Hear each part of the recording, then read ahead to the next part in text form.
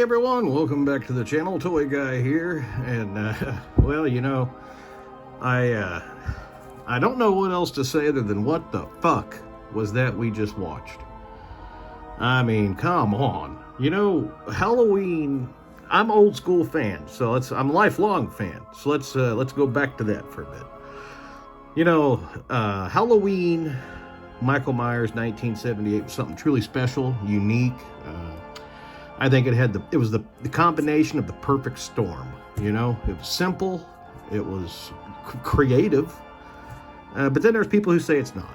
But anyway, it probably wasn't it claims to be the first this and the first that, and it's really probably not. In fact, there's a lot of firsts, but nothing first in Halloween. But it was the combination of the perfect storm, the music, the mask, the lighting. Dean Cundy. They needed to hire Dean Cundy for to be the camera operator or the director of photography for the new series. They kind of fucked up there, but so Halloween 1978 is the perfect storm.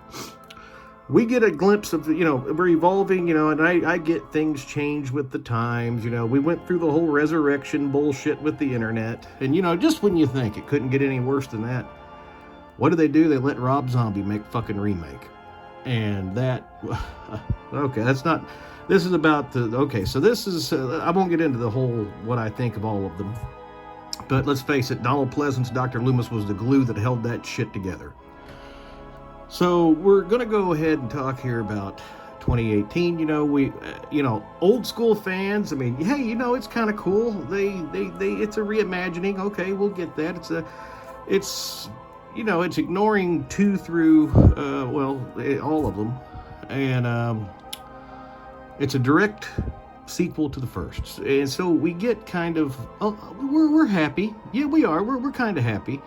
The new mask, what they did with the aging, the rotting, all of that. Yeah, I mean, okay, cool. He's using the same mask. So let's move on to kills. Kills. Total shit. Absolute evil dies tonight. No, the only thing happened was a bunch of characters that they had this golden opportunity to do something with old school original characters, and they become pointless deaths. And so then we're moving on to now Halloween ends, and thank fucking God it ends. Corey Cunningham, you gotta be kidding me. He finds Michael Myers in the sewer. Down there hiding out, taking a shit in the sewer. So and Michael's weak, he's sick, whatever, probably has COVID-19. I may as well go ahead and throw that in there too, why not? And, he's down there, and he brings a guy in there that's a bully, holds him down, lets Michael do his thing. We watch Michael pretty much nut himself, and he gets a little stronger with each stab, and but not full on Michael, because he's still recovering from being shot to shit and stabbed and hands blown off or fingers blown off, sorry, from 2018, and he's down there just a wheezing and a hacking away. And Corey Cunningham, we see how this could happen to someone who's bullied and mistreated, and an honest mistake happened to Corey in the beginning, but he has a shit family at home. His mother's a psychopath, and so without a doubt Corey's got some mental issues probably before all that happened, but he was overall a good kid, we find out from Hawkins. And Officer Hawkins, he's a pointless character in this movie as well. And the sheriff too, pretty pointless. He was sheriff in the first one, comes back second one, and now the third one, he really, I hope they didn't. Anyway, so let's talk about Corey goes out on a killing spree, and he kind of becomes a copycat. But wherever Corey shows up, Michael's there, like their sidekick, companion, buddies. And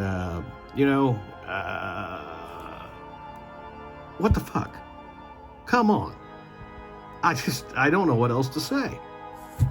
I mean, I feel like as fans, Blumhouse, whatever, just thinks we're all a bunch of dumbasses. Now, this storyline could be very appealing for the younger generation and the younger audience and the new generation of fans, and that's fine. Hey, you know what, guys? You're our future in fandom, and I hope that you did like it. I hope you did. But old school, me, speaking for just myself, it's a ball of shit. It really is. Now, let's go ahead and move on a little farther here. So, Corey goes back to the sewer where Michael's been living at and eating rats and COVID-19 and making it his bitch for the last 4 years. Goes down there, takes Michael's mask, takes it. Because Michael's so weak, he can't fight off a little 140-pound weakling. So, takes Michael's mask. Then he goes out on his own, killing people.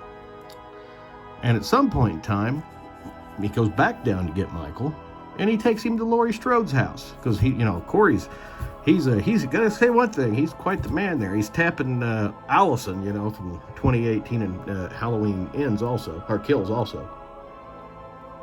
So he must be a stud muffin, is all I gotta say, because he totally, and Allison being naive now all of a sudden, and not the badass that we've seen in the last couple movies, and then, where Michael finally comes out for I don't know, some people say it's a satisfying, confrontation with Laurie Strode.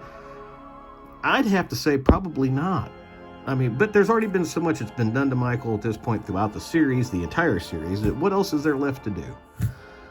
So he shows up at Laurie's house on Halloween night. After, of course, Cunningham, who's a fucking psycho, stabs himself in the throat. Okay. We'll leave out some of the spoilers, but not all. Stabs himself in the throat, and he's laying there on the floor bleeding out, and Allison comes in the door, and she's like, "Oh my God, ma'am, how could you possibly do that?" And, I mean, she's self-defense, maybe? But actually, she didn't do it. She shot him, sure. But Corey's a fucking psychopath, and he stabbed himself. So, let's move on here. Michael walks in. He takes his mask from Corey. He goes to take the knife, actually, and Corey grabs a hold of his hand. So then Michael, in a very loving way, just cracks that fucking neck. So anyway, there's you a nice spoiler right there. Spoiler alert! Man, this fucking movie sucks. It couldn't get any worse, you think. So, they have their confrontation, their face-off. The final one. And it was everything that it shouldn't have been, in my opinion. But there again, though, too, it was made for a younger audience, younger fan base. And I hope that you all, that I don't want a whole lot of hate comments on this video, please. But I hope you all really appreciate the movie that are the young, because, like I said, you're the future of our fandom. You are. And so I hope it's appealing to all of you. To me, I'm very disappointed. I'm glad it fucking ends. And to me, I would have to say H2O for me is the last. I mean, we'll go 1, 2, H2O. Ignoring all this other shit. 1, 2, H2O. There. I think that's pretty good. That's a pretty good storyline. We'll stick with 1, 2, and H2O. For Toy Guy, that's the Halloween series. There you go. 1, 2, H2O. Halloween 3 is an amazing work of art. I love it. I even got it up here on the wall. It, we'll save that one for another day for review. It's a great movie. If you just watch it, don't think about Michael Myers being in it, you'll be totally satisfied. Anyway, that's it. That's all I got to say about this. It's way longer than it needs to be for a review and a rant. And please do, if you're the part of the majority like myself and you think it sucks, then go ahead. Please do give us a thumbs up. If you don't like it, or you do like it, and you please do comment and explain, what do you like about the movie? I mean, what to you made this like a masterpiece? I mean, that's what I'd like to see.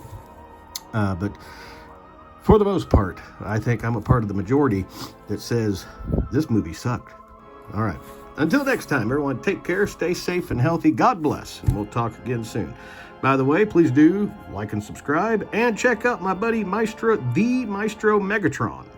Another horror fan. He's got a lot to say about this series, so check him out. The Maestro Megatron. Give him a good subscribe also.